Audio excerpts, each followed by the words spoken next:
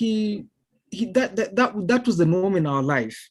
And eventually on the fateful day, one time, I must say this, one time around 3 or 4, or could have been maybe 3 or 4 months earlier, one time there's some tablets when we normally get treatment, how you can have leftover tablets. I had some leftover Septrin tablets, and he knew where I kept them. And so I had, it's a pharmacy for old medicine, a place where I just dump them and then I'm going to get rid of them at a later day. So I was sitting in the sitting room, and I could see from where I'm sitting that he had just jumped up, taken that in an instant, I tell you. And the same instant I've glanced at him, the same instant he has jumped up, that's the very same instant he has taken the medication, put it on his hand, swallowed all of them, and walked out of the house. I froze. I did not know what to do. I did not know what to think. I did not know what to say. I didn't know how to tackle it. I didn't know how to manage these emotions. I just said, God help me. If something has happened to him, or it's possible that he was joking. So late, I didn't sleep that night until he came into the house, and he came in, he was normal, and then he slept. So the second attempt, he just had shut down that particular day. Our rooms were adjacent to each other, so we used to call each other neighbor. And I opened his door and I told him I'm going to church. He did. He just looked at me, and I found him stretched straight on his bed. And I didn't like what he was. I looked at him and I said, I don't like the way you're sleeping. Can you please sleep on your side, or just rearrange yourself? I don't like the way you're positioned on your bed. And he just looked at me, and I left. And so I went to church.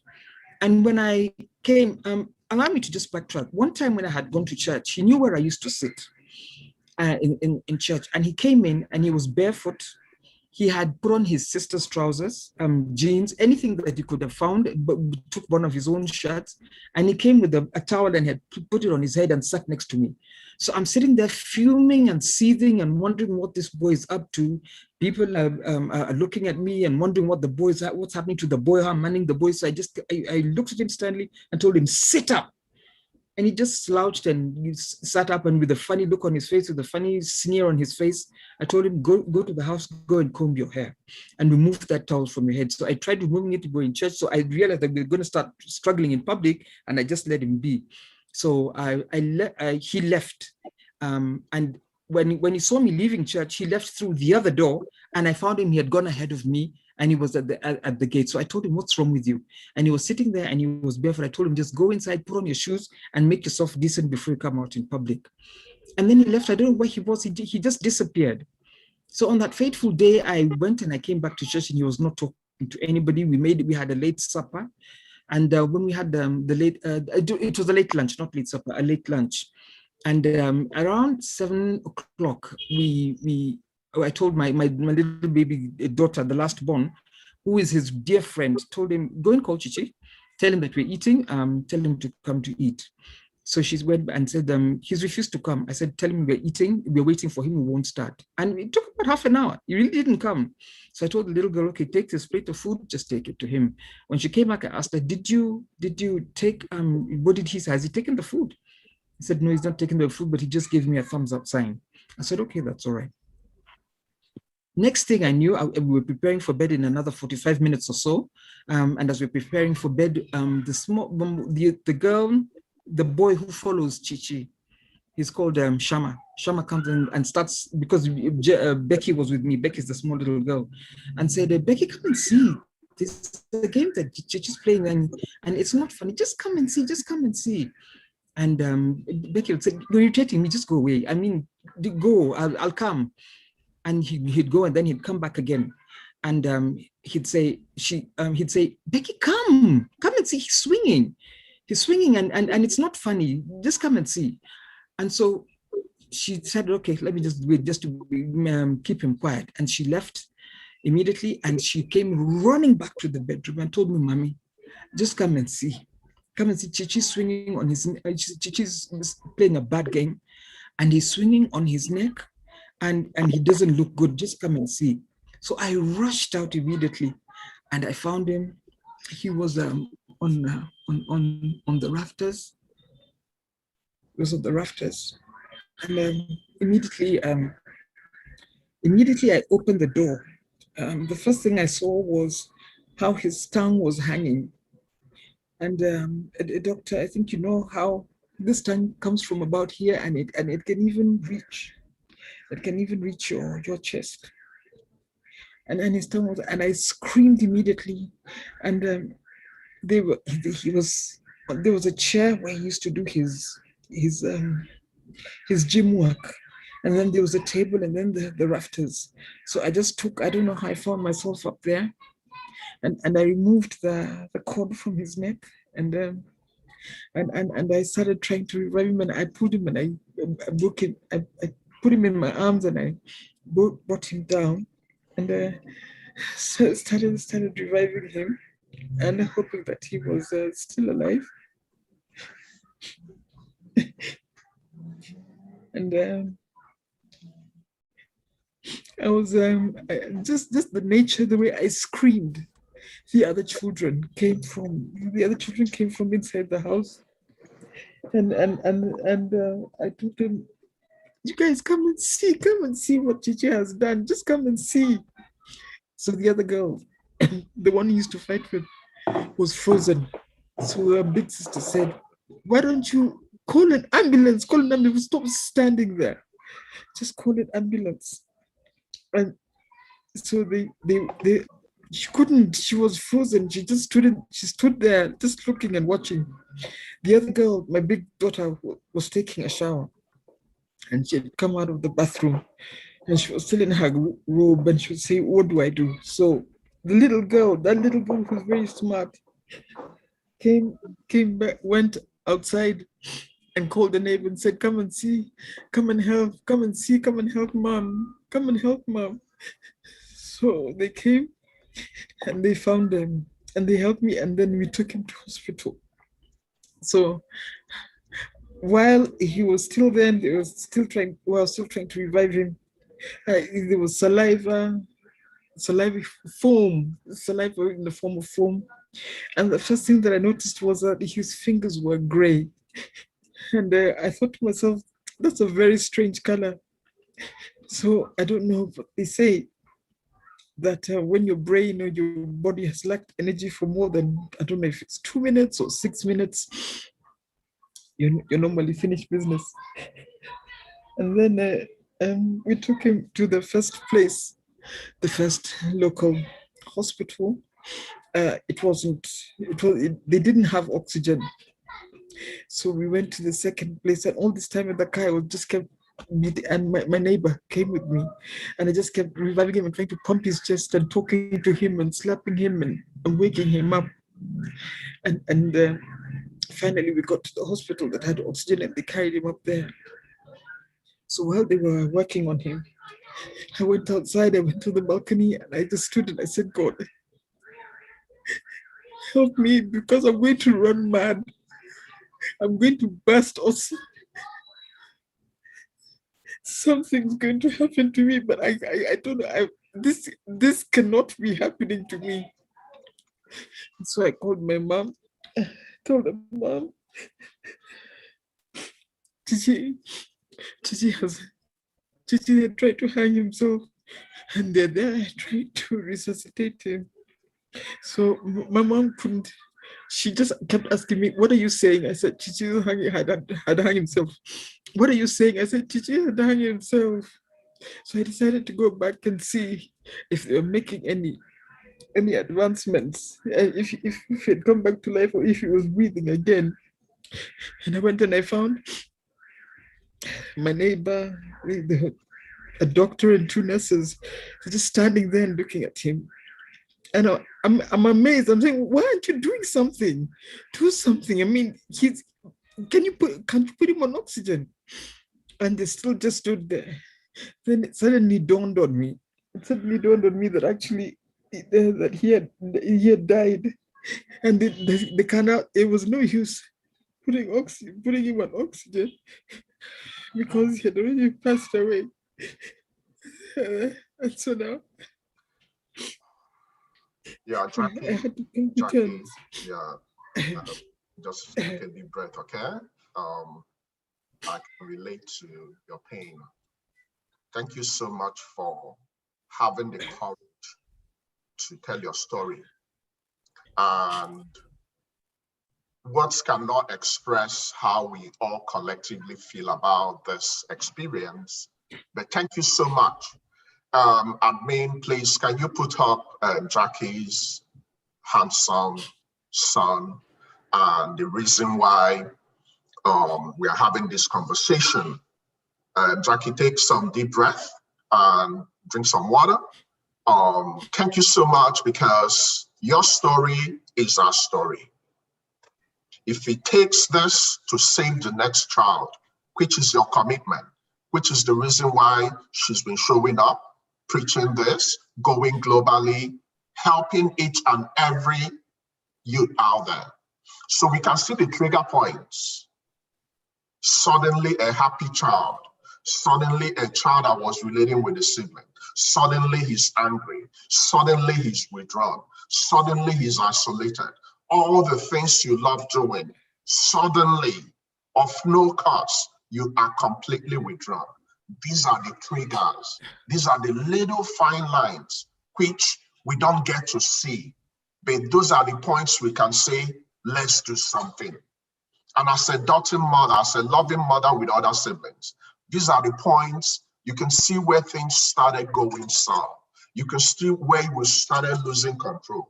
And it could have happened to any kid out there. There is no guarantee, there is no immunity. It can happen to adults, it can happen to anybody. So this is where we encourage parents to come in. Don't use the fact that you love your kids so much to shelter them, to shield them, not to speak out, not to challenge them. You can see all her efforts. She challenged him, she did everything possible. At that point, he started changing from one school to the other, giving excuses, releasing yourself from all those things you used to indulge in doing.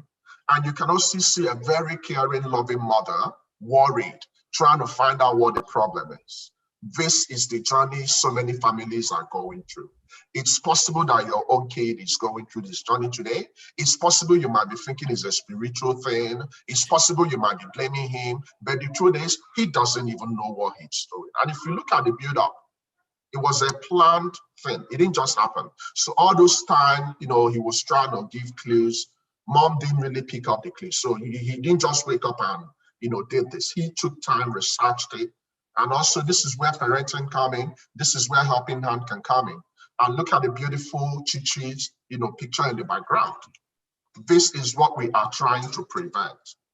And it takes courage. It takes love for other people, for a mother to tell her story. So Jackie, thank you so much for availing yourself of this opportunity. Now, the tears, it's tears that will save other kids. It's the tears that will save our community. It's the tears that will save your other kids you have. Thank you for being a voice. Thank you for giving us this platform. Thank you for allowing us to live your experience. As a provider, I can relate. It's just something that happens before you blink, it's all over. But when we begin to talk about it more, we can see how it can happen to any kid out there. We can see how it can happen to any family out there. So let's be the beacon when we step out there. Let's be the hope in our dark world. It's very easy for us to blame, shame, spiritualize. Oh, she could have done this, she could have done that. The fact remains it could have happened to anybody. So let's talk about the knowledge. Let's change our attitude. Let's begin to use love. Our organization runs on love. Love is the reason why we show up. We care for our community and we are the light in our community. So if you're going to criticize, make sure you have solutions. We are solution oriented. So in the next few minutes, we're going to have an opportunity to kind of have a music interlude. And after that, we're going to introduce the next presenter, amazing presenter. We're also going to look at a couple of other things that can trigger anxiety, that can trigger stress, because that's a build-up. That's how it starts. Okay, so Jackie, thank you so much. Please, can we all show love to Jackie? And I appreciate her for taking this bold step. And she's going to hang around to take questions during the question and answer series. Jackie, thank you so much for coming. Okay, thank you so much. God bless you. So at this juncture, I'm going to call on Ebuka to come in and give us music interlude. So thank you for coming while we wait for the music to come forth. So Ebuka, over to you. Yes. Thank you so much, Doc. And thank you, Miss Jackie, for sharing. I really admire and respect your courage and bravery to be able to share this with us. And wish you all the best as you get well, as you get over this. And for anyone else who might need resources on how to get over similar situations like this or deal with it, there are available resources on our website. It will be shared on the chat. Enjoy the music, everyone. Thank you, Face Youth. Thank you, Ebuka. Take it off from me. Okay.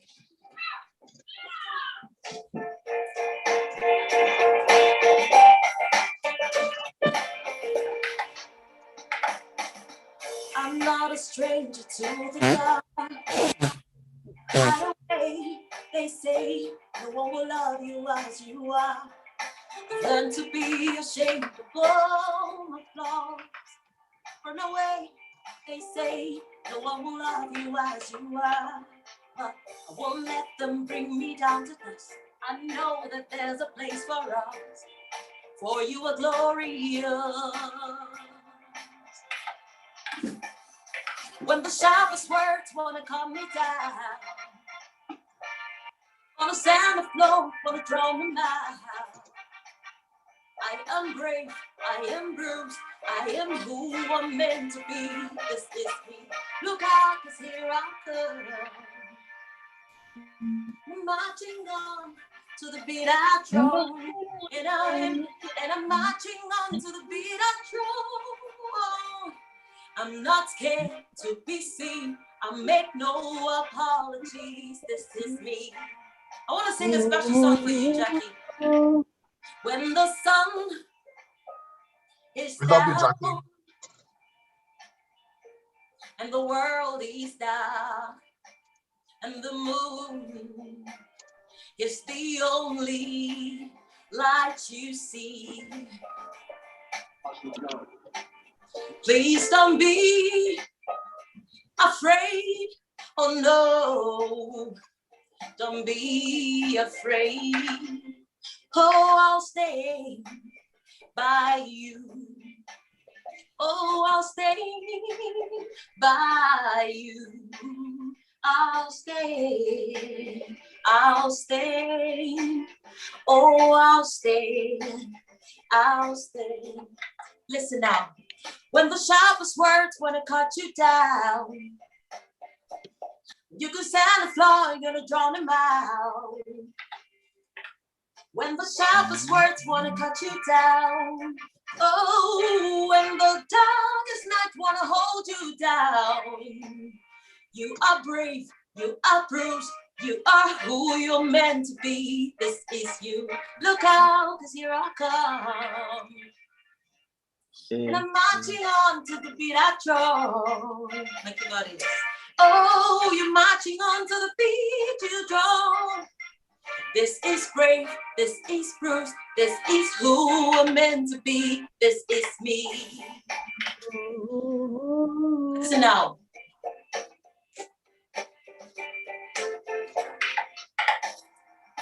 You'll find them drinking on the table, throwing dice, rolling up to 3. You'll never find them where the rest goes. You will find him, you'll find him next to me. You will find him trying to chase the devil, for money, fame, for power out of greed. You will never find him being unfaithful. You will find him, you'll find him next to me. Next to me. Next to me.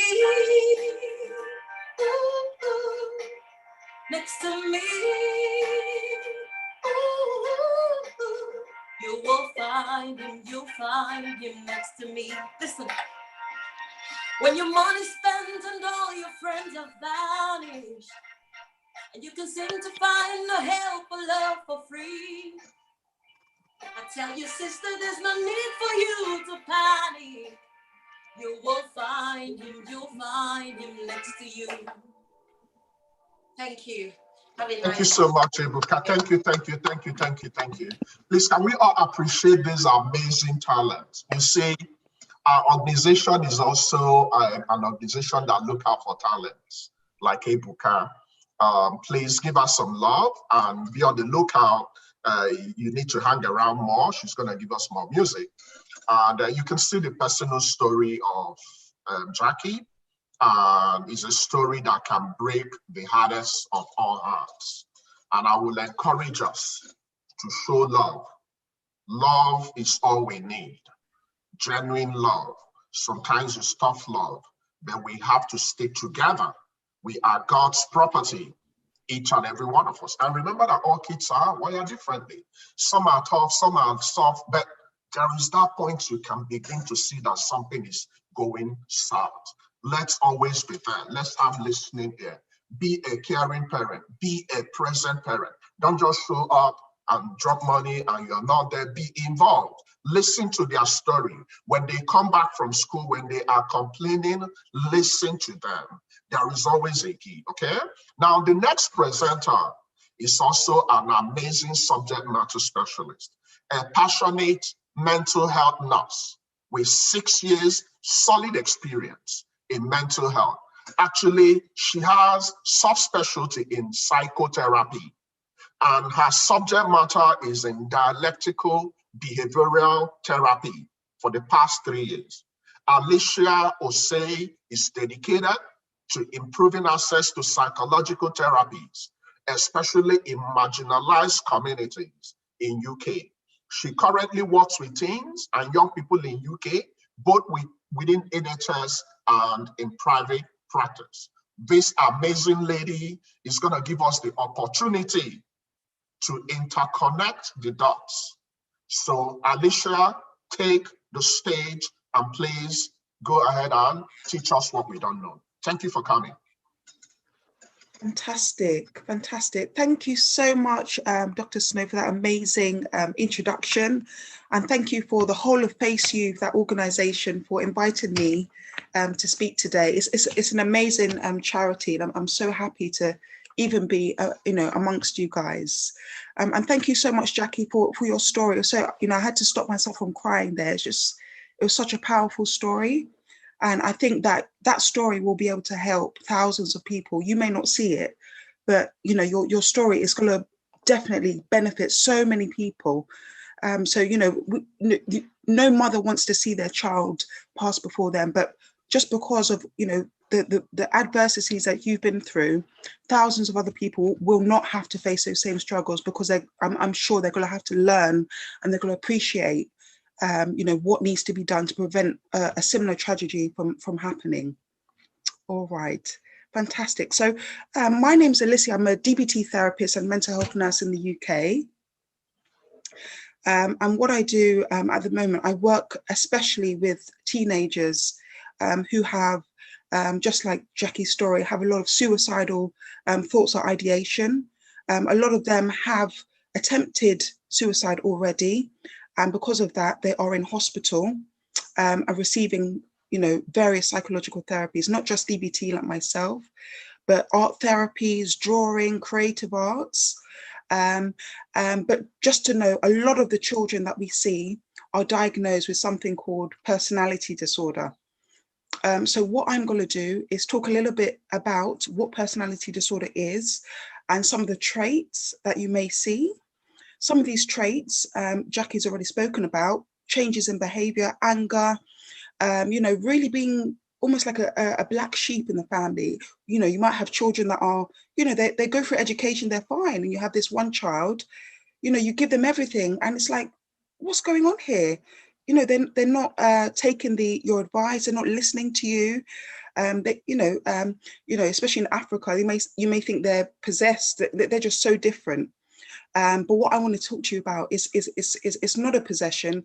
It's actually, I think it's a sensitivity, inherited sensitivity to emotion, to stress, that can cause, especially, a tendency to have suicidal ideation. So I'm going to bring up my presentation and share my screen with you now, so you can see that. All right.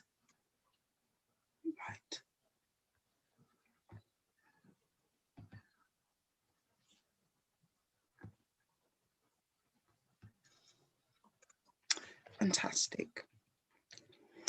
So what I want to talk to you a little bit about, we're going to be talking a little bit, I've only got 20 minutes, so just basically go through what emotions are and, you know, how they help you, and why individuals with personality traits or teenagers that have suicidal ideation, what is different compared to the norm. All right. So in terms of emotions, we all experience emotions. We all have emotions, and they're really important. No emotions are good or bad. Being angry is not a bad thing. It's telling you something, okay? All emotions communicate to you. They're trying to tell you something, and they're trying to communicate to other people as well, okay? So when you see someone be sad, they're communicating something to you. It means, okay, I want someone to come close or near to me, okay? I need support.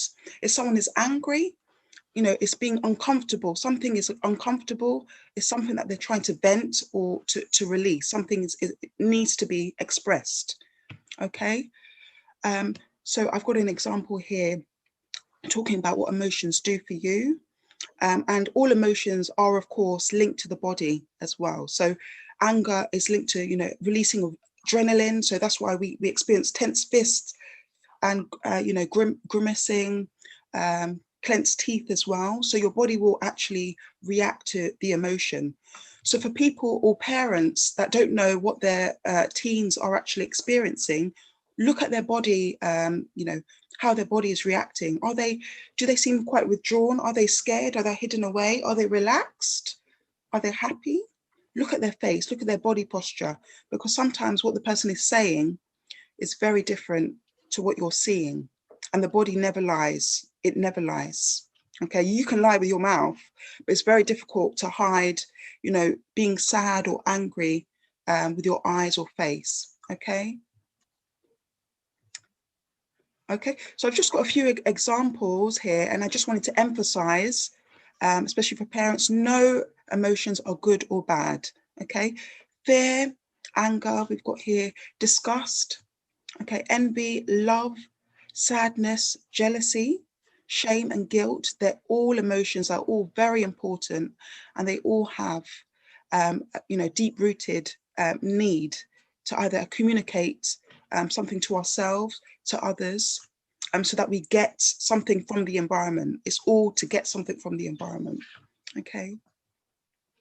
I've just got a little emotion wheel. I will send this to FACEYOUth, just for maybe parents to have a quick look. So each emotion actually has other sub emotions that come underneath. So angry is not just anger.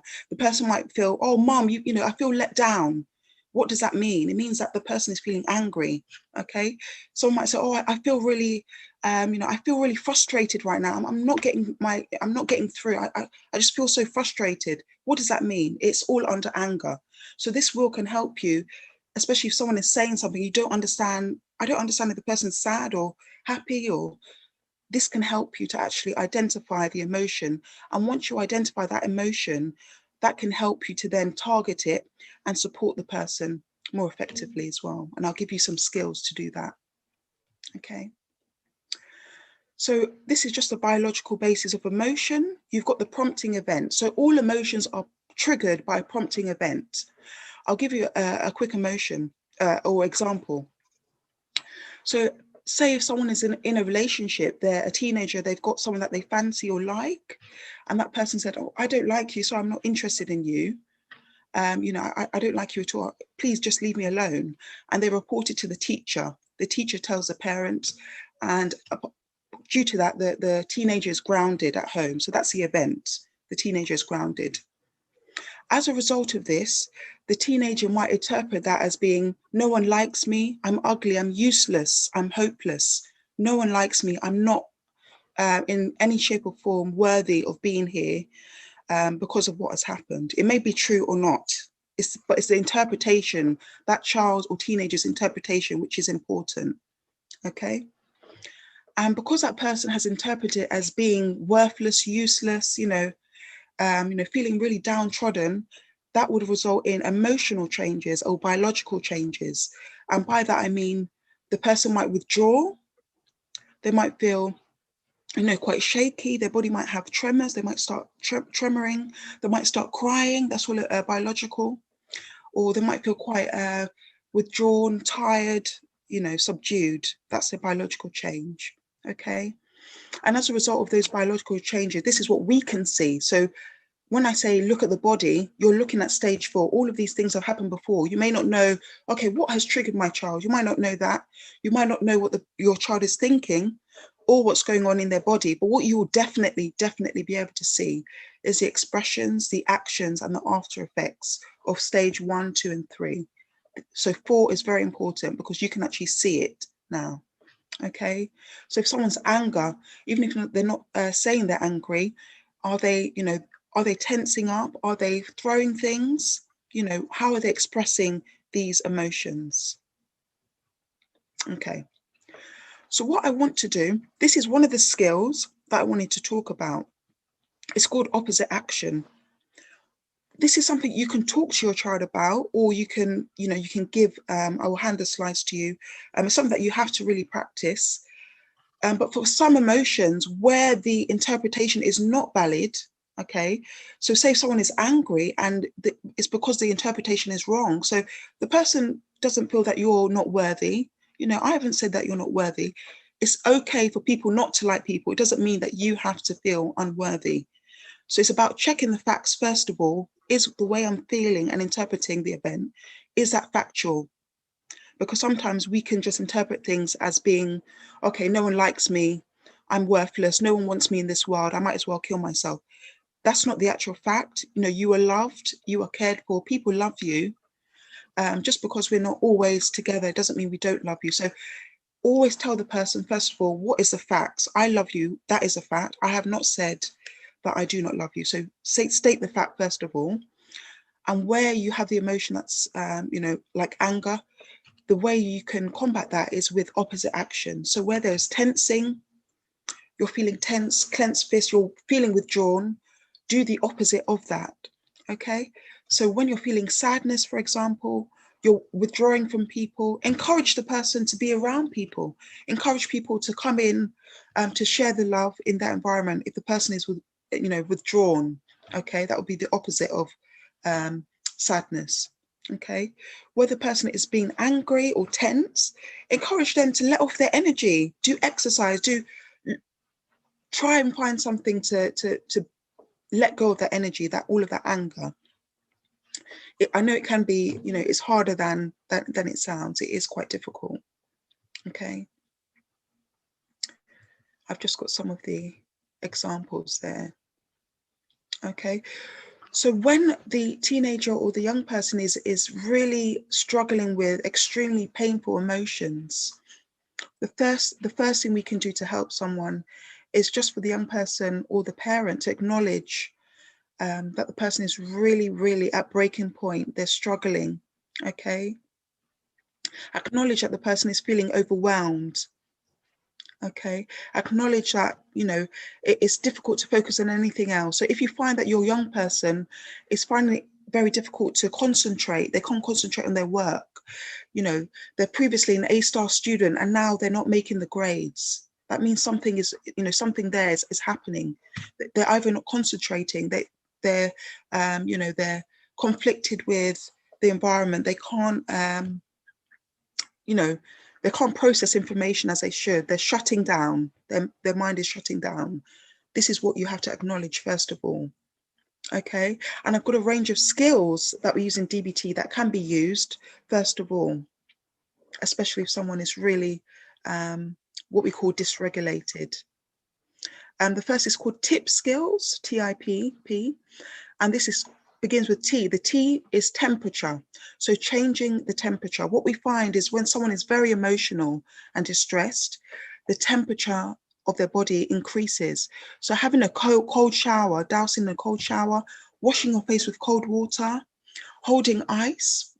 Okay, what I do with some teenagers, I give them ice to hold and squeeze, yeah, or to chew it, put it in their mouth and chew it on the side of their cheek. Okay. The I is intense exercise. So doing intense exercise, if they go to the gym, doing sport, running, just really intensely running around the block, getting outside and running around, just to build off some of that steam, okay, that builds up, especially for teenagers, okay. The P is what we call paced breathing, okay, and that's when you breathe in slowly through your nose, you hold it for 5 seconds, and then you breathe out, okay, and you do the same, you do it at least 5 times, okay, that's just clearing the head. So that's paced breathing. Another way you can do it is distracting yourself from emotional events. So doing things that you love. Is there anything that the young person really loves and enjoys? Sometimes when you're feeling distressed or depressed, you lose your interest. But it's about finding something. Is there anything, even if it's, a TV show that the person likes? Is there something that the person really, really loves and enjoys? A football team? Find that thing that they can distract themselves from the inner thought processes that they're having, okay? And 3 is self-soothing. Self-soothing is really effective, and I use it a lot in my practice. This is by using the 5 senses. So seeing something that you like, going out in nature, seeing something or a picture of someone that you love, okay? Hearing, listening to music, calm and relaxing music, not depressing or, any music that's going to be saying things that are going to add to the negative processes in your mind. Okay, taste as well. Tasting a sour or spicy, like a food or a sweet in your mouth can really help to distract you as well. Touching something that's, has an unusual texture, especially if people are also autistic. So with children with autism, they like a particular texture to feel, and also to hear as well. So if you've got like foil that you can crumple, that can be both tactile and also auditory as well. So that's a self-soothing sort of technique. And the last technique is called improving the moment. So that's when we talk about imagining yourself being in a really, really pleasant environment. Imagine yourself in a lovely beach, in a place that you would see or feel is your safe place. Okay, so we call it having your safe space. Okay, so it's about talking to the young person. What is safety for you? Ask them, what is safety? What does that mean to you? What would that look like? Would it be a nice warm room where you're away from people? What does your safe space look like? And if they're unable to get there, then allowing them to imagine that for themselves.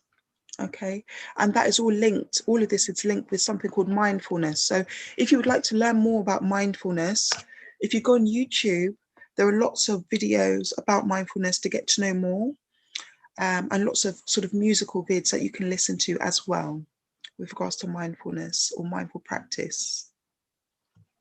Okay. So for me, that was what I wanted to speak, just a few skills there about regulating emotions. I think it's really important to understand that not everyone is the same. Everyone has different personalities, and some people have a tendency to be very sensitive to emotions. So when they feel that they're not being listened to, or they don't feel worthy, it's not always a parent's fault. It's their own inner turmoil that's going on in their mind, and it's very difficult to break through, especially if you don't understand mental health. But once you do, try and be listening ear. Tell the person that you're there to listen to them, whatever, if they want to talk, you're there. Even if the person does not take up that your advice, just say that you're there for them, you're there to listen, and also make it known that you don't know everything, but you're willing to learn and to understand and listen to your child or anyone in your community that is suffering. I think that's the main important point I'd like to say. Okay, thank you so much, Alicia. You actually beat me to the time, exactly the time. So do you still have anything you want to wrap up before we can open the floor for Q&A? Are you done with your presentation? Oh yes, yes. I think that's everything in terms of emotional regulation. But I wanted to say as well, if any parents needed any worksheets or anything like that, I'm part of on Instagram. You can go to Restoring Minds UK. I've got a lot of information on the skills that can be used there. You can also email me if you wanted to at restoringmindsuk@gmail.com.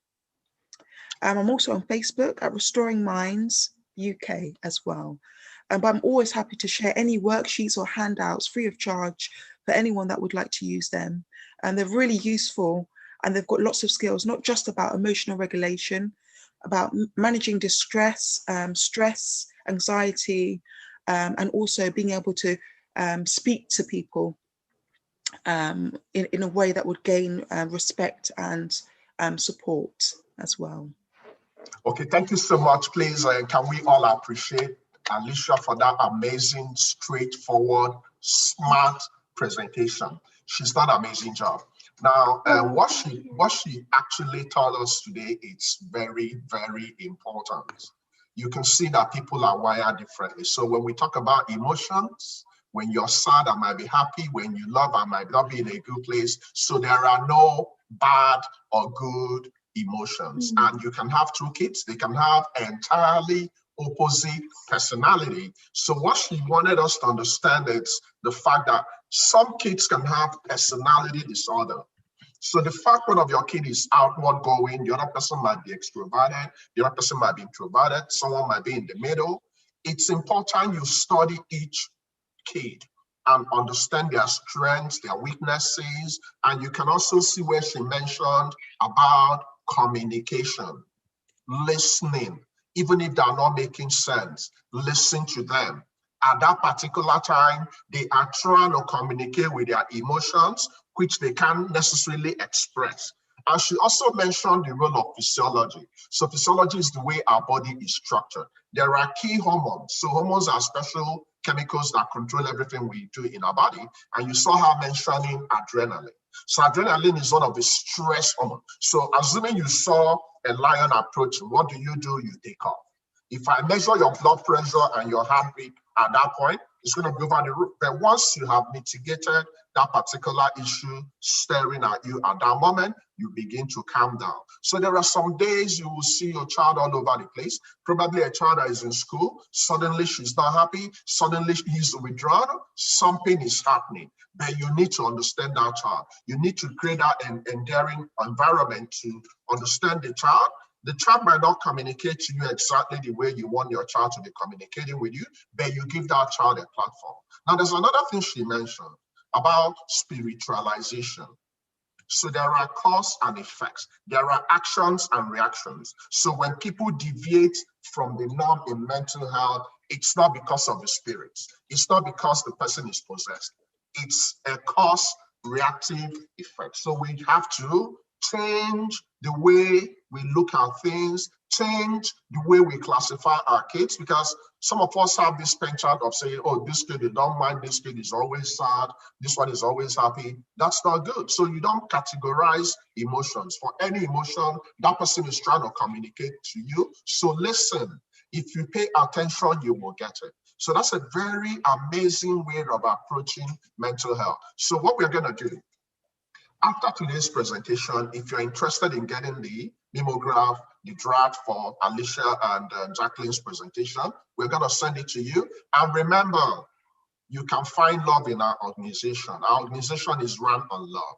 So we have to be there for each other. Remember, when you're rising, lift each other. So what we're doing today is lifting. When you lift this gathering today, impact your community. Use Jackie's story to change your community. Use Alicia's story to change your micro, immediate family. If we can begin to see our kids differently for who God made them to be, we can begin to change our family. If we can change our family, we can step into our community. If we can change our community, we can change our churches. When we can do this, we can change the world. It's not going to happen overnight. So I believe we can do this. So thank you so much for these two amazing presenters. And at this stage, we're going to have an avenue to ask our questions. So all questions are going to be welcomed at this point. You can channel your questions to Jackie. You can channel your questions to Alicia, and they will definitely attempt to give you specific feedback. If it's something you require some resources over time, they're going to get back to us, and we're going to be there and we'll do our best to provide you feedback. So at this stage, we're going to open room for questions and answers. Thank you guys so much. Okay, so if you have questions, please feel free to share your questions on the chat profile, and we'll do our best to get across to you, and the presenters can take care of the questions. Jackie, please, can you unmute your microphone so you can take the stage if anybody has a question? Alicia is also standing by. And now, Jackie, before the questions start coming in, I want to ask you one of few questions. Now, at that point, you noticed that Chichi was deviating. Was there any community resources? Do you have any agency you were able to connect with? And do you guys have facility for, like, primary care visits, even if it's not related to that mental health problem? Were you able to connect to anybody in the community you actually told about this challenge you were having with your child? Please, can you educate us more on that? Thank you, Dr. Snow. There are none that are available, and the only mental health practitioners, psychotherapists, counseling that was available, they're very expensive actually. The counseling for psychiatry, for counseling psychology, they're really, really very expensive. So that's one of the reasons that also when people don't know how to, when they recognize that there's a mental health issue, they shy away from going to the hospital, from the doctors, because it's not really a publicized issue. And if you were to get it in a public health institution, it would cost you so much getting to an institution that actually practices, getting onto the line, getting a consultant to actually assess your boy. And so I was even thinking to myself, even if I took him, would I be able to fight with him if it became difficult? What would happen? Would I carry him there? Would I have to tie him with ropes? And I didn't want to get into all those shenanigans. But at community level, there are no structures. Actually, now because of the mental health discussions are so, it's more open right now. It's when now organizations, community-based organizations are now beginning to establish themselves around that area, or even taking specific focus on mental health issues, specifically also to the youth, because they seem to be the most vulnerable. True, other age groups and other members of society experience mental health challenges, but somehow the suicide thing, it's just with the youth, and also amazingly with the police, because they're the ones who seem to be under a lot of pressure because of the work that they go through and the nature of their jobs, until the suicide rates amongst the police is also very high, and amongst the youth it's also very high. So the community structures is one of the things that I would recommend also for governments, county governments, local institutions, persons with expertise, to initiate some of these things. And just as Dr. Alicia has said, if there are resources that you can start, some of the things she's practiced, I'm even thinking that those are things that you can practice in a normal, just a care group, or even you can call just 5, 6, 7 women who seem to be stressed, so just your normal other women group activities, and integrate some of those activities into the group just for mental health care. That is it, Doctor. But may I at this juncture also appreciate the fact that you mentioned that suicide is actually now the #2 killer globally. And apart from the pandemic, as you've mentioned, it's really a super killer, and it's something that needs to be looked into. I remember when Chichi was still in the morgue, and the day when we were leaving, we were going up country because we buried him up country. I cannot tell you the bodies that we were received, and the bodies that were leaving. But we left very early. But we saw other children being prepared. By children, of course, I mean they must be older person. They are above 15, above 18. But I mean, a child is a child, even if he's 70 years old. There were so many. And in starting to think about it a bit more, I just kept wondering, so what are the morgue rates? And in discussions now, I like to encourage, if even police can give reports, actual police reports about them, the incidents, because for us, when somebody dies in the house, it's only the police that can come and take. And even a person dies in hospital, if they're not taken to the hospital morgue, then it's only the police that can remove the body. So they would be able to give us specific numbers on the kind of entries, the entries at the morgue of youth who have taken their own lives simply for lack of hopelessness, for lack of hope and in states of hopelessness. Yeah, thank you so much, Jackie, for that clear explanation. Now, coming to your immediate family, thank you for giving us this platform to actually use your family. So we want to know how your other kids and the family as a unit were able to cope. And lately, after this sad event in your kid, how have the siblings coped? And have you been paying more attention? And the triggers we're talking about, have you been noticing it in the kids? Because look, sometimes when things want to happen, they happen in succession. So it's more like a chain reaction, and each person has a different coping mechanism. So some kid might try to, oh, I'm okay, but being okay, it's not okay, and it's okay not to be okay. So how have your family been able to cope since this tragedy? Please take the floor. Thank you, Dave. Thank you, Dr. Snow. It's such an important question, and unfortunately, I did not have time to go into some of those details, but that is the most, because after the fact, you remember I said that the person who dies, the person who passes away, according to them, it's now finished business. But the real business of living starts now after you have buried, and now you have to come to terms with the reality of now this person is no more, and just reliving the scenes all the time, having flashbacks, going through the situation. And as you so rightly and aptly put it,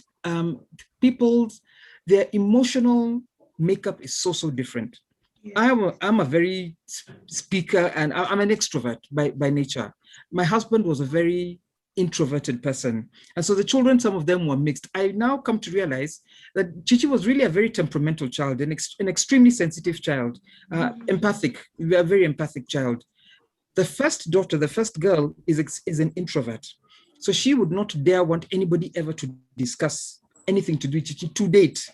The other day, about 2 weeks, I think, on the family chat, I mentioned that I was working on mental health issues, and I was actually going to be speaking at this platform, and she just told me, I don't want to go into that conversation. I don't want to talk about it now.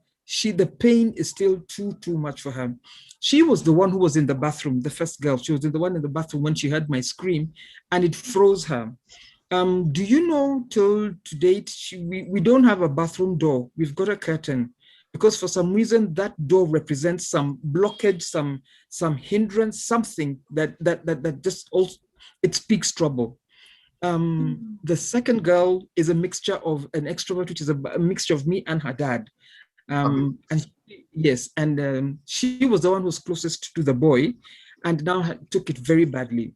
When COVID came, she works in a certain place outside of Nairobi. When COVID came at her workplace, her employers were come from England, France, I think, and they were unable to come back to Kenya. So she was exposed to a lot. She was managing the place. It's a small restaurant, managing the place alone, and she was exposed to alcohol. I cannot tell you how that girl became an alcoholic and took upon herself the pain of dousing her pain with the alcohol, and it has caused us so much stress. To date, it has caused us so much stress. She cannot take mentally the pain of she kind of blames herself that she was the closest to him. Right. And she was the closest to him. So why didn't she discover? Why didn't she see? Why didn't she notice that he was in this situation? And yes, doctor. Yeah, let me come in. Let me, bring a different perspective. So when you are going through grief, all the emotions, like Alicia mentioned, are all genuine. You're gonna go through stages. You're gonna blame yourself. You're gonna blame others. You're gonna refuse. You're gonna be in denial. You're gonna accept. Then you're gonna begin to deal with the reality. They are all stages. They can come differently for different people. You have your days, they have their days. Your daughter is going through a journey. It's not a destination. So at this stage, I want to bring Alicia. Alicia, if you can come in to tie the emotions you mentioned in regards to helping this family, because they need help. And the help they are getting is part of what we are talking today. So Alicia, can you come in and help us to understand how to work with individual kids, individual youths? Especially, we notice that as kids are getting older, they begin to exhibit their characteristics, their traits, and it's not everything they want they're gonna get. So we have to learn how to say no and mean no, and you have to learn how to say yes and mean yes. Like one of the things Alicia mentioned, when a child is showing a different emotion that you might actually be thinking is bad, you can counteract that emotion with the real emotion. Like when you're correcting your child and your child is telling you, oh, nobody loves me, you can actually tell the child, I love you very much. I can listen to you, but at this time, I want you to do this, I want you to do that. So it's a case of just going in the middle and understanding a particular child and working with the child. So Alicia, please take the stage and explain better to us. Thank you. Oh, fantastic. And Jackie, first of all, what I wanted to say is, it's really important for families who've experienced, like yourself, grief in the way you have, to have some support. So I'm just wondering, have you had any mental health support at all? Thank you for asking that, because I wanted to interrupt Doctor, but I thought I'd allow you to answer and then go to that. Yes. Alicia, counseling is good when people accept and want to sit there. So we went for counseling sessions because it's the right thing to do, and it's because it's what people do under the circumstances. People go for counseling, that kind of thing. Do you know, because of the different nature and characters and stages of grief that they sat sullenly in the counselor's office and did nothing. It was a disaster. It was a pure disaster. Everybody came home, and what we did was, I think perhaps I wanted to do the right thing by taking them to the counselor for the counseling sessions, but they were not ready to tell anybody. And they're like I told you, some of them they're very private. So they didn't want to tell anybody and keep repeating to the counselor the story, because in their estimate, the counselor doesn't know the background of this. They don't. Why am I going to explain to you my pain now? You don't even know where the pain started from. This is my brother that I grew up with. I saw him being born. Am I going to start giving you nitty-gritty details until you catch up to and grasp the whole picture? And you want to tell me that I'm going to sit here for 1 hour and I'm supposed to give you my life story and my life pain and my life gain? You don't even know my brother. There was so much pent-up emotion that it was a total disaster. So I decided I'm not going to force any issues. So what we did, we decided to start here in the house. By first of all, I put pictures up of him at different stages. I blew out a picture of him when he's goofing out. I got a picture of him when he's in school, and chilling out. And so anybody who felt any emotion would feel it.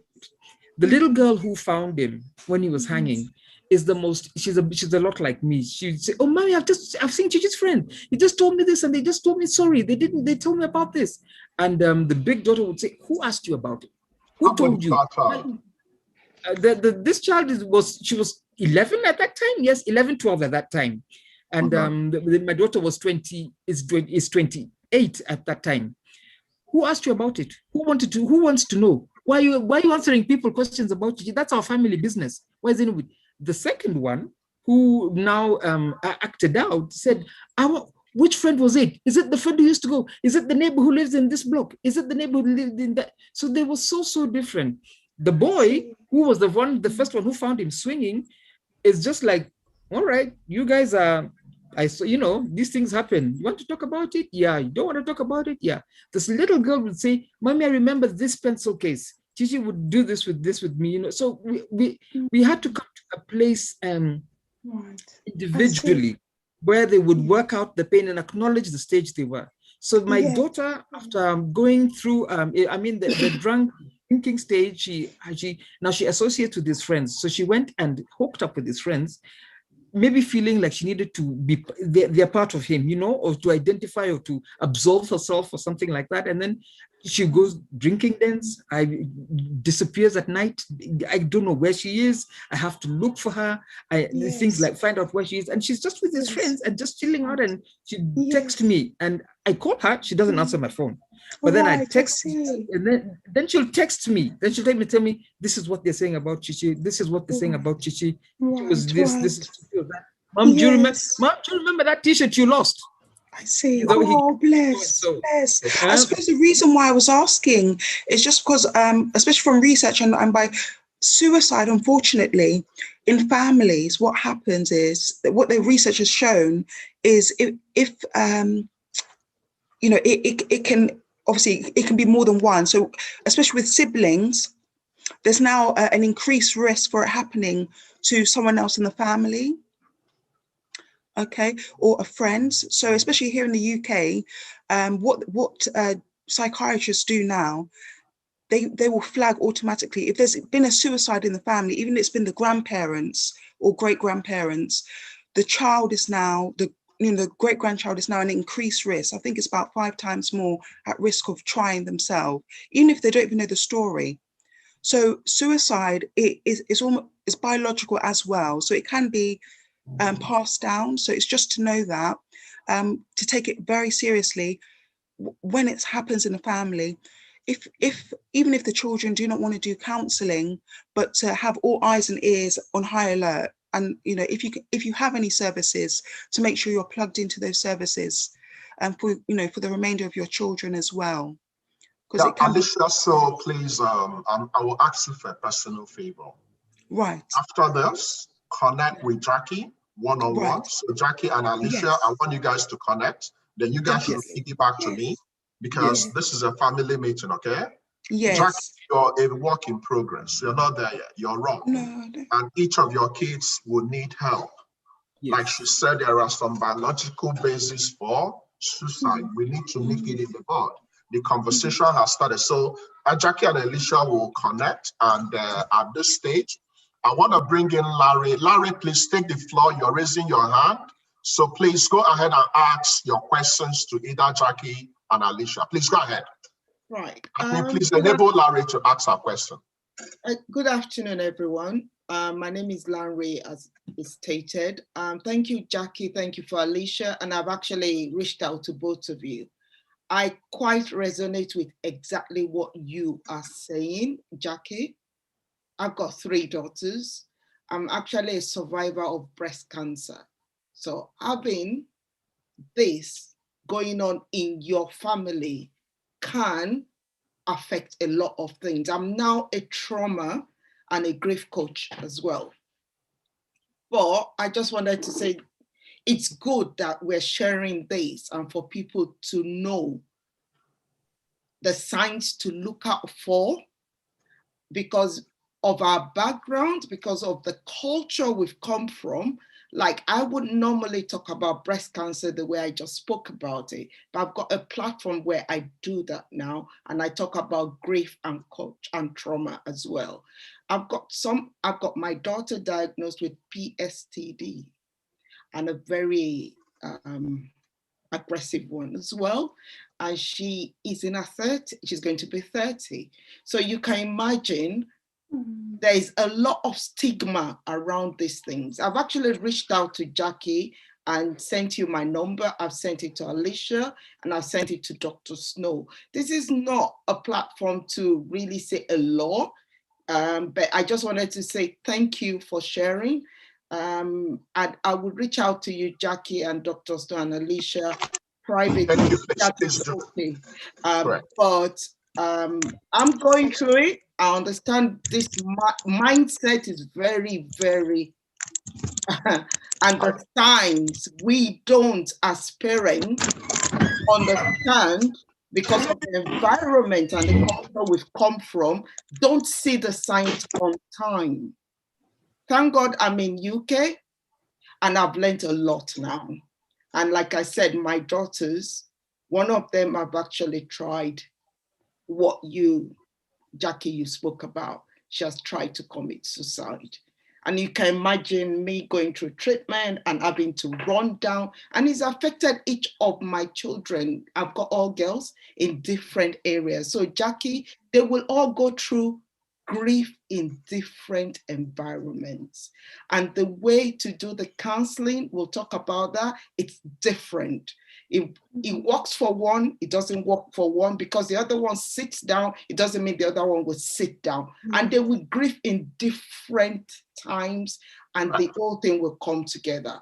But you're doing the right thing. I just wanted to say thank you for this. Thank you so much, Larry, for that amazing contribution. So Larry, connect with the three of us, and we can take this conversation outside. The truth is, if they give us the whole 365 days of 2021, we can't finish discussing about mental health.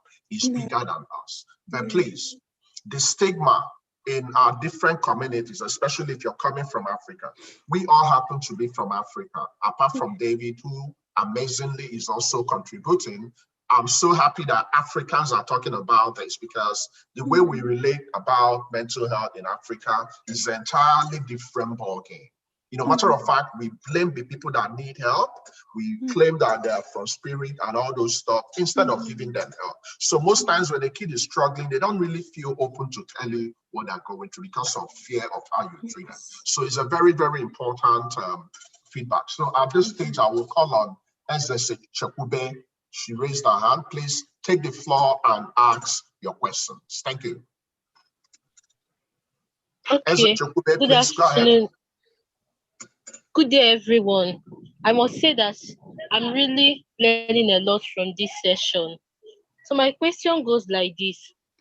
Like, there are some teenagers that, as in that they face one problem or the other. For example, as in that person did something that was very bad, like those that aborted the baby, those that engaged themselves in one thing or the other that is very bad, and it's really paining them, but they couldn't open up to people that could counsel them and tell them what to do. So how do you get this kind of people to open up to you?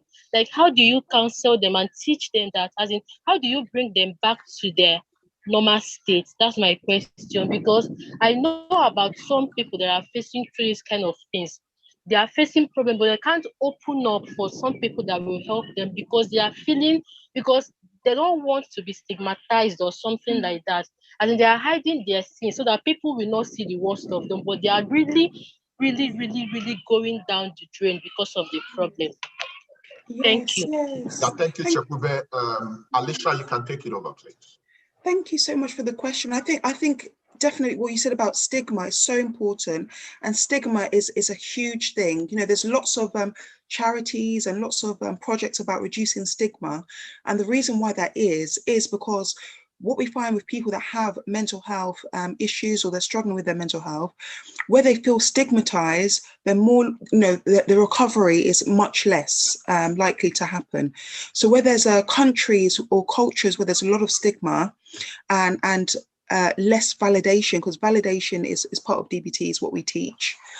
So anything that's related to low validation, there's no validation for people's emotions, you're not accepting the person for how they are, then that has, you know, really adverse effects on people. So a good way to counteract that is allowing the person to have a really strong network of people who understand, who are there. Even if you don't have any knowledge of mental health, just someone that is an open ear, just to say, you know, I don't know what you're going through, but I'm here for you. I want to listen to you. And it might not be the person's parents. It might be maybe a teacher in school. I've got some people that cannot speak to their parents, but will speak for hours and hours with their teachers. So if you've got any school counselor, so it's usually someone who's not in the home sometimes, but you know, it is very validating, very accepting. Someone that the person doesn't fear, you know, will be angry or upset at them, because especially with people that are very sensitive to emotions, the least thing they want is someone to be angry, upset, or disappointed in them. Okay. Yeah, thank you so much, Alicia. And Jackie, you can also go ahead and contribute. I also just wanted to say that having, for lack of a better word, an accountability structure or a supportive structure and environment around you is so important, because, you know, About a year, just when he started getting difficult, one time he just came home and said, "Mom, I need counseling." I said, "You need counseling? What do you need counseling for?" He just said, "I What's the just need trigger counseling." point? So yeah, so then I thought to myself, you see, now this is, I'm telling you, I'm giving you your typical African middle class, maybe even lower class setup. And I'm thinking to myself, the doctor, the consultation fee is dash amount. Getting there is going to be dash amount. Getting the appointment is going to be dash amount. He wants counseling. And first of all, I'm going to go and get the consultation is just to be told that you have a problem that you already know you have. And so you're not going to actually get the support. So now I'm thinking to myself, okay, you want counseling? So I told him, okay, now, if you're really serious, just let me know. But I asked him, I was curious, are you on drugs? I mean, these things, there's some drugs, there are many community structures that are there, but mental health, very limited. So I asked him, what is it for? Is it girlfriend issues? Is it girl issues? Are you having problem at school? Do you want us to change school again? He said, no, I just need to talk to somebody. So I'm trying to give the point that if there's a pathway that for somebody, a potential person, where they find that they can open up, they will follow it, because they also identify, they also know that they've got a problem. They know there's a switch, because something has happened to you emotionally. So even your entire system is reflecting that there's something wrong. You're also not relating to your friends properly. You're not relating to your family properly. There's something wrong, and you want to correct. You're also not comfortable, so you want to correct it. So they also know there's that. So I'm just cementing what Alicia is saying, that if there's an environment in which a place in which they would connect, that is one of the easiest ways to tap somebody who has got a mental health issue and have it identified at that level. Thank you. Thank you so much. Thank you so much, Jackie. At this stage, I will call on Catherine. Catherine, please, can you unmute yourself and ask your question? Catherine, please, go ahead. Hello, Catherine Eke. Can you hear me? Yeah, I can hear you. Good afternoon. Please go ahead. Okay, Catherine Eke, speaking from Nigeria. I want to center on family. I think mental health has more issues around family, whereby it has to do with the way people were being brought up, the way your parents kind of put that thread line for everybody, the way you were being perceived to act. It's kind of built this inner pressure, and it makes I basically don't really know how to put it down, because it's basically one of the things I'm actually struggling with, and it's actually it cripples, like 1 minute you're this jovial, the next minute you're the next, and you can't even try to connect to someone in your inner space. When I mean your inner space, like your immediate family, because you're actually drawing that other vibes from them. Okay, so I would just try to be direct in a situation whereby, like, verbal abusive words are being used irrespective of an issue.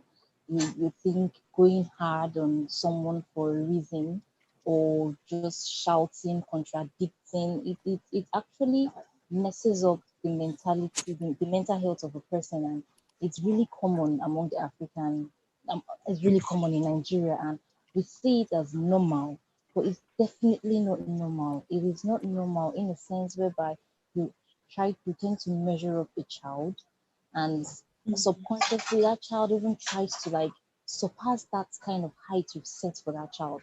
Subconsciously, you don't even know you're doing it, but you're just trying to get up to this incredible. But at the end of the day, you sit back and ask yourself, like, what is it for?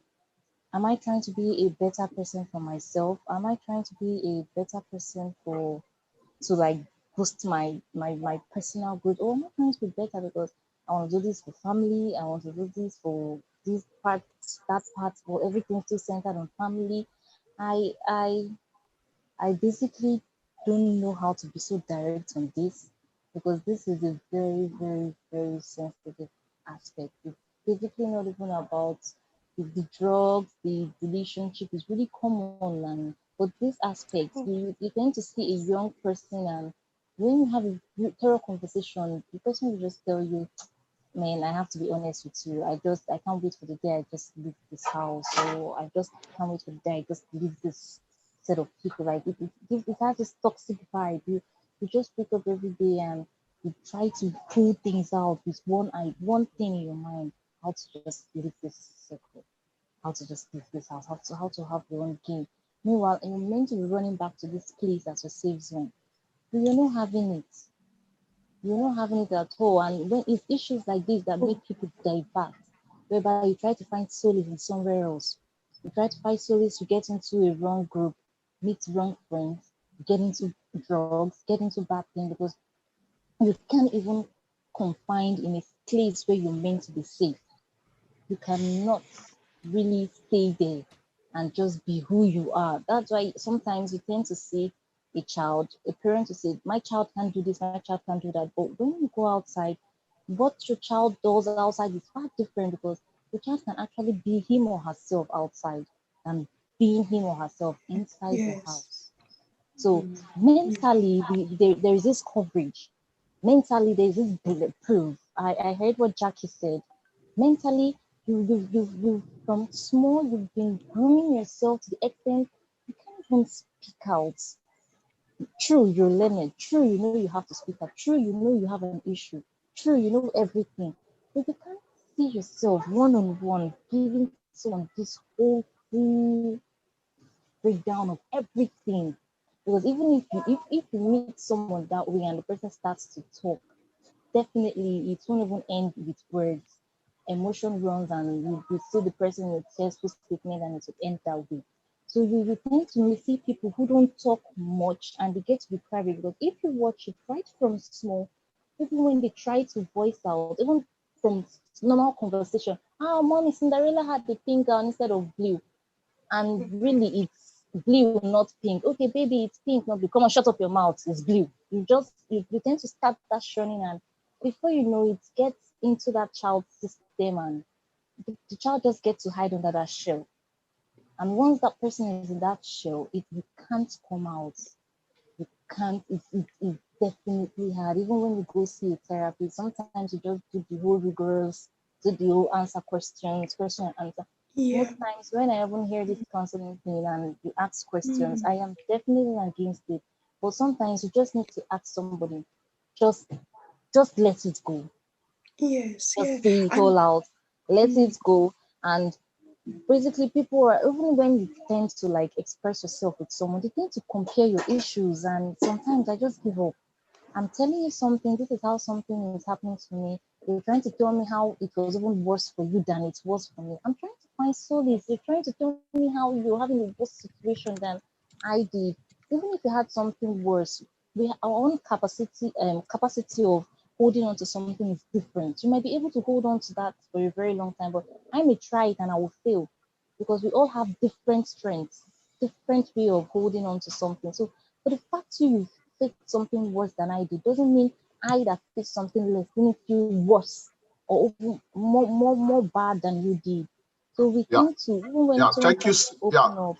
Sorry to interrupt you, Eze Chekube. Thank you so much for that insight. So it's more like you're asking and you're providing us feedback. And we're running a little bit behind time, so I want us to be right up spot on. Please, after this, take it beyond this, and the conversation will still be on. Not to cut you short, you can always connect with any one of us to continue this conversation.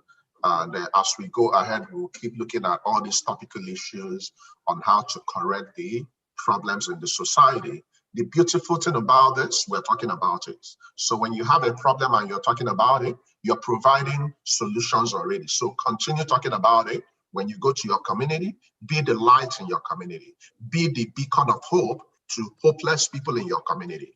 One of our presenters will soon take our leave, but I just want to appreciate you guys. And please, the final question, if you have any question, please feel free to ask the final question so that Alicia can take her leave and attend to other important events. Remember, it's Saturday, we have a lot of things lined up. Now, there is something coming for people that actually participated. So the CEO of the organization will address a kind of a free book, which she will give out to the first 10 people that are interested. So all you need to do is to submit your emails, and we can make it available to you. But please, if you have any other further question, I can see Stephanie Okoye. Stephanie, please quickly ask your questions to our presenters so they can take their lead. Stephanie, take the stage, please. Yeah, good afternoon, everybody. Like you said, my name is Stephanie, and I'm dialing in from Aberdeen. I didn't have the plan to say anything today, but having heard Jackie's story and all that has been said, honestly, I don't know what to say. I can't even express my feeling just now. But based on all that has been said, I want also to put a bit of insight to the kind of support that we can have internally. It's not a question, and I'm going to keep it short. It's not, sometimes we're looking for support externally, whereas we have it internally. I'm saying this because, I'm not a doctor. I'm an engineer by profession, but I'm a mother of 4. I've got teenagers, I've got an adult, and I've got young kids as well. So I think it's very important that we tend to try to understand our kids' personality. I'm sure someone mentioned it. I can't remember who said it here. Yeah, we're different. Yes, we're different. We're totally different. And from our African background, we tend to compare a lot. We tend to treat our kids the same, but they are not the same. I'm saying this because if we understand that they have different personalities, then we'll be able to kind of support them individually. Why I'm saying this is because I know that most people might think that, you need to go out there to get the support, but you can create that support internally. What I do as a parent, I try to incorporate family game nights on a weekly basis. I don't do this just to bond with my kids. I do this to also understand their personality. From experience, whenever we have that, family time, you see their personality showing up. You see their different personality. You see someone that doesn't like arguing, see someone that doesn't like talking. You understand them individually. And to my mind, this is a way of, understanding who your kids are from the onset. Because if you do that, you'll be able to support them individually. And one other thing I want to mention here, I felt so bad. I felt like crying when I heard Jackie, because I just imagined my oldest child, being in her shoe, my oldest child committing suicide. I couldn't comprehend it myself. But one thing I noticed is that when she talked about when her son came to the church, with the towel on his head, what came to my mind is that child is kind of, he knew what was going on. He was looking for support. He was looking for somebody to understand him. But the stigma that we talked about, like our culture, why are you dressed up like this? Not listening. Why are you like this? That for him to make that effort to come to the church, to my mind, he's looking for support. He's looking for who to talk to. I will round it up by saying that we should also encourage our kids to make friends. It's important they make friends from the beginning. If your child doesn't like, talking to people, at least, I'm not saying that they should go out there and have a lot of friends. You can identify a very good friend for your child and encourage that relationship. Because if they have someone they might not open up to you, but they will open up to someone. And somehow you can identify that in the process. So that's what I want to say here. I want to just put an insight, and I want to thank everybody for the topic, for the experience that you guys have put in here, for everybody that has put this together. And I pray that this will go a long way and save life. Thank you. Thank you so much, Stephanie. You are amazing. You do an amazing job. The conversation will continue beyond this, so just interconnect with each other. Now, we also have a gift away from Alicia. She has a book, and 5 people that attended this event are going to get free copies. So submit your requests, submit your emails. So we're going to give out 5 copies of Alicia's book. Then we're going to give 10 copies of Tega's book. So just indicate interest and we get you across to you. Guys, I wish I have all the time in the world, but at this stage, we're going to take a music interlude. So Ebuka is going to come in to entertain us while we're getting ready for the spin wheel. Then the CEO is going to come in to give our closing remarks. Thank you guys for coming. So Ebuka, over to you.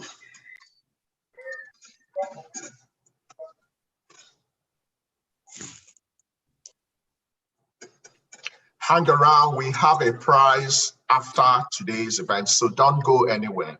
Ebuka is gonna come to entertain us. Ebuka, please go ahead and give us some good music.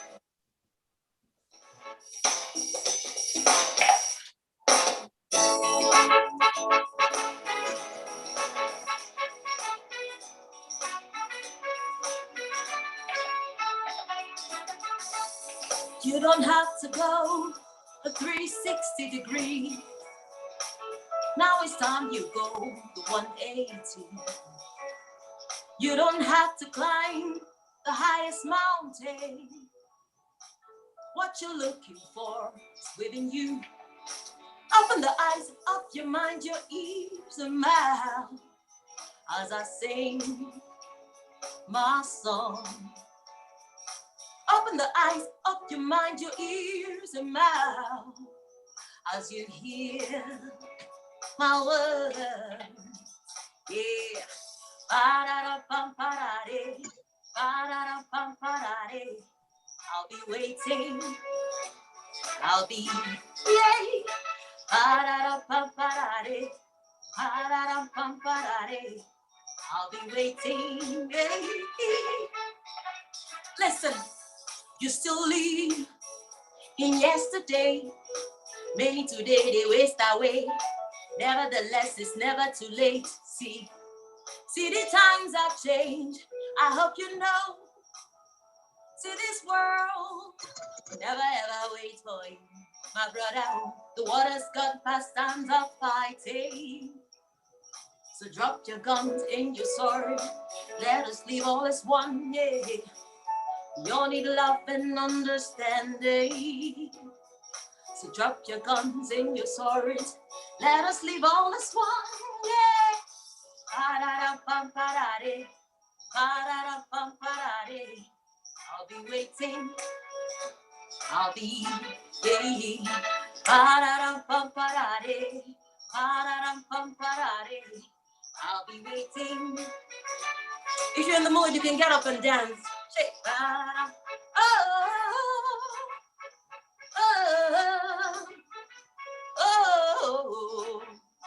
Every nation across the ocean, it's more than just a color. We all need one another, one another, one another. Yeah. Hey, are you ready now? Huh. I want to sing this one to everyone who is going through a challenge or the other. Say it's true, black and blue. I can share your situation.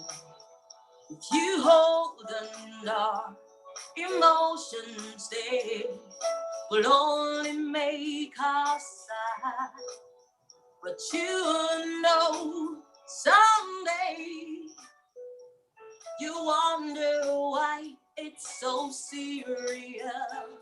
Anyway, ooh, when the day arrives, we'll leave on ocean drive. Don't know why we're so blue. See, the sun's gonna shine on everything you do. In the sky, so blue. The sun's gonna shine. See, left you black and blue without a word of explanation. He took your love for granted, left you high and dry. But you know, someday you wonder what you see in him anyway. When that day arrives, you leave on ocean dry. Don't know why you're so blue. See, the sun's gonna shine on everything you do. In the sky, so blue. The sun's gonna shine on everything you do. Thank you so much, Face You. Thank you to everyone who joined in. Hope you picked one or two things. We appreciate you, to all the speakers, especially to the moderator, Doc. Thank you so much. Great job. Thank you guys so much for the opportunity. I really appreciate it. See you again next week. Please, can we all appreciate this amazing talent? Yes. Amazing talent, amazing talent. This lady is going places. Thank you so much for making our load easier. It's a very, very difficult topic. Ibuka, thank you so much. And thank you. God bless you, Doc. Love is all we need. With love, we can overcome. So at this stage, please don't go anywhere. We're going to do the spinning wheel, and Ebenezer is going to take care of that. So we're going to spin. There's a prize attached for participating today. So don't go anywhere. Hang around. We'll spin the wheel. We give out the gift. Then we can go and have a beautiful weekend. Remember, love is all we need, and love makes the world go round. So walk in people's shoes every day. Thank you so much. Ebenezer, over to you. Ebenezer, are you there? Yes, the wheel is spinning. Awesome, great job. Yeah, so we have our winner, Felix Israel Tabenda. Oh, wow, look at that.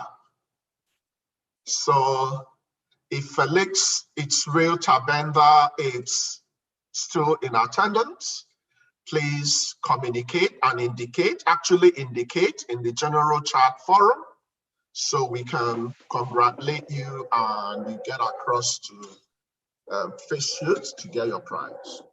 Thank you so much, Ebenezer. You're welcome. You're welcome, Doc.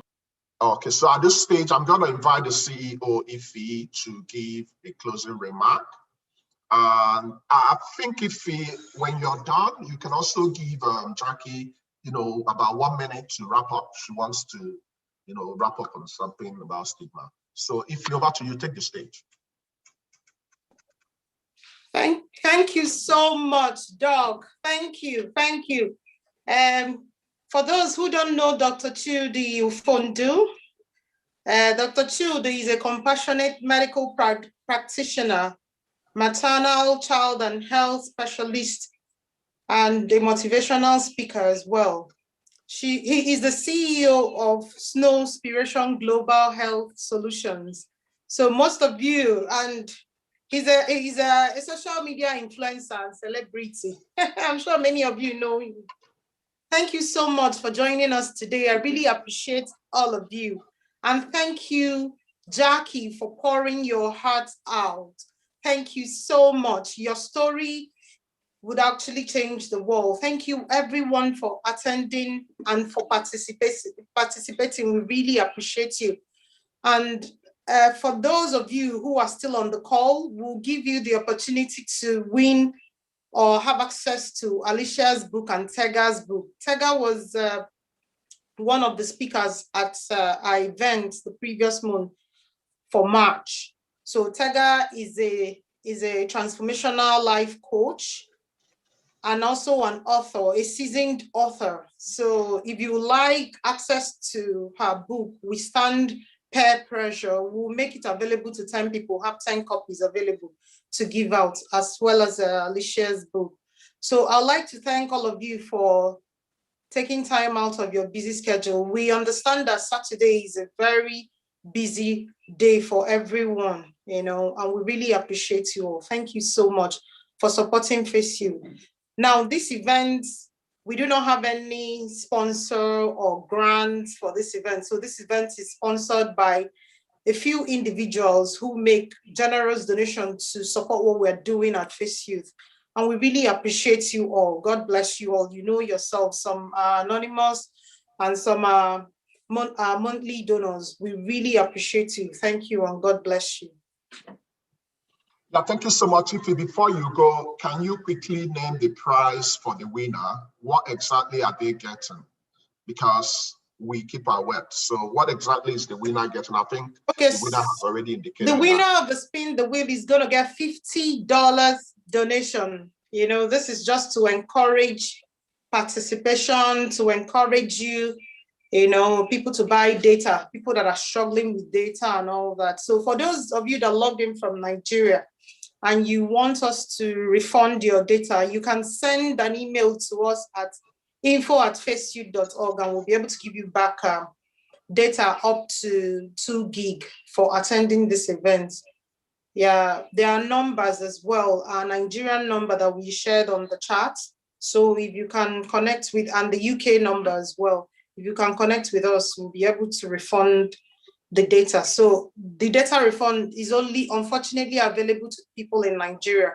We'll extend it to other parts of Africa with time, when we get enough funding. So thank you so much. So we're going to give out $50, yeah, or its equivalent in any currency, because I understand this person is neither in the UK nor Nigeria. So if the person is in Kenya, we'll convert it to your currency. So you get $50 equivalent in your currency.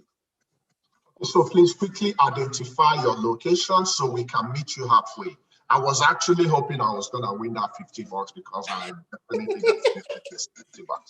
But guys, this is family. This is us. So please, you might be the angel someone needs out there. A drop of water can rain. So support this organization.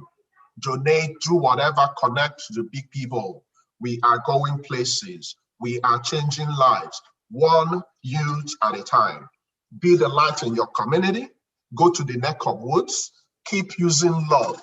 Keep using your talent. Do something for someone. Pay it forward. Look out for the generation next. Whatever goodness you pour into the universe, you're going to get it back. We appreciate you guys. We love you guys. Jackie, you can unmute yourself and you can wrap up with just 1 minute about the stigma. Then we can take a bow and call it a day. Thank you so much. Jackie, over to you. Thank you very much. I just wanted to say in closing remarks, Dr. that had I had time, I wanted you as a doctor also just to share with you the postmortem report, just to highlight the fact that when a mental issue is mental, it's nothing physical at all.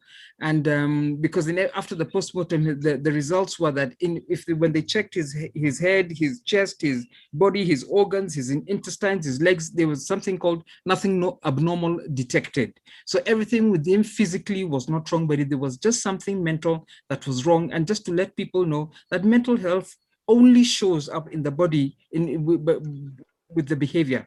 And then finally, it's just also to thank and to tell people the reason that I speak, and appreciating also what Doctor said about the different African communities that we come from, that there's so much stigma around it. And that is one of the reasons that I came out to speak.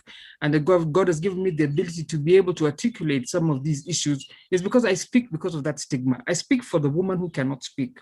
I speak for that teenager who is hidden in his room and is unable to speak because he fears something is going to happen to him or her.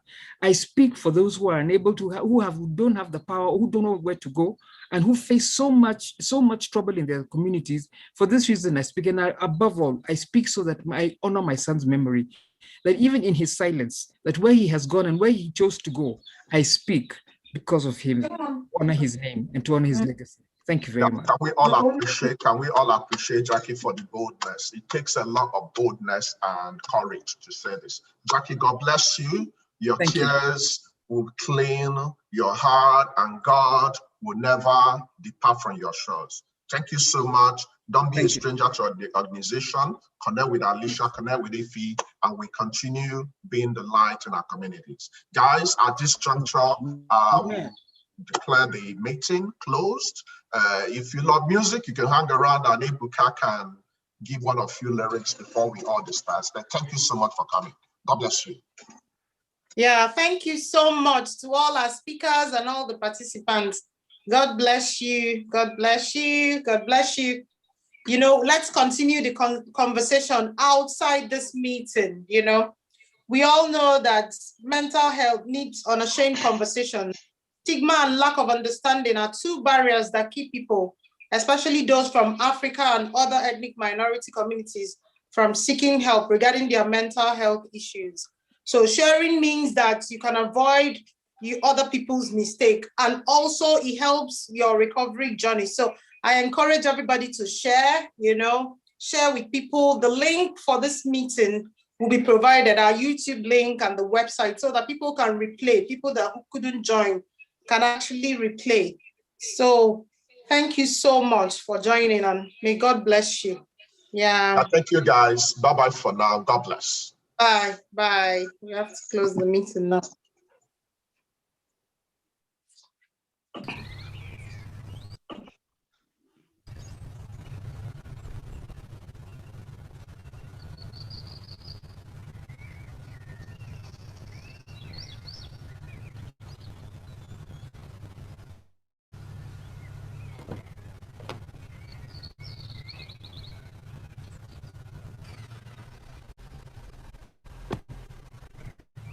Doug, thank you so much. You've been amazing. Eh?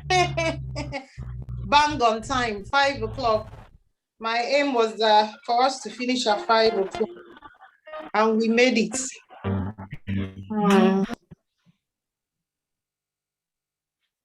Ebenezer, you can play the music. It's okay. I will talk to Doug later. I think he's even out.